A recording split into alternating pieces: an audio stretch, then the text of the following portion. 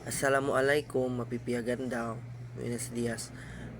I just want to give a comment sa nababasa ko sa isang Facebook na tungkol sa ginagawang effort ni Mayor Kimer Olaso dito sa Zamboanga City na magtatag ng night market para sa mga farm vendors. Tapos may nag-comment doon na nakatagalog na mas mura daw sa KCC at naka-aircon pa. For me, hindi naman yun mabuti na komento kasi we need to respect our farmers po. Kasi yun na nga if no ay farmers, no ay kita kumida. No farmers, no food.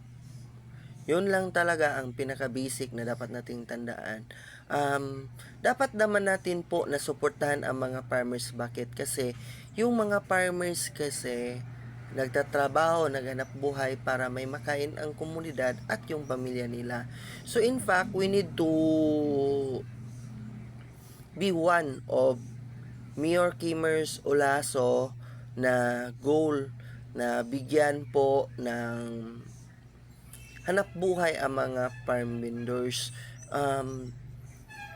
We need to be one. We need to support the goal. Hindi yung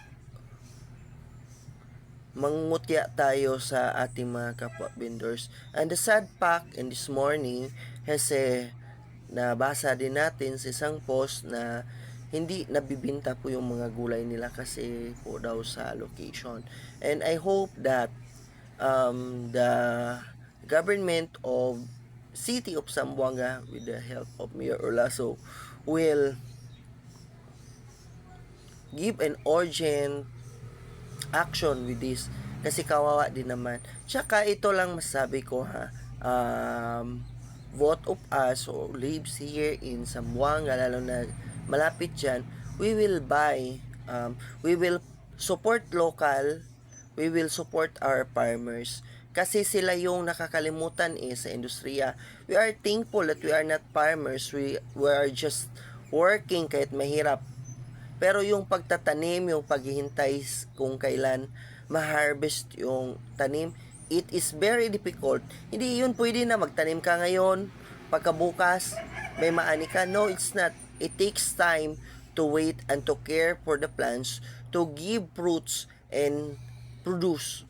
So, let's be respectful po and be mindful on what we have commented on the social page because it may hurts anyone. Lalo na ako, proud po ako, isa po akong anak ng dating magsasaka. My father and my mother is a farmer. Not just a farmer, they are also a vendor.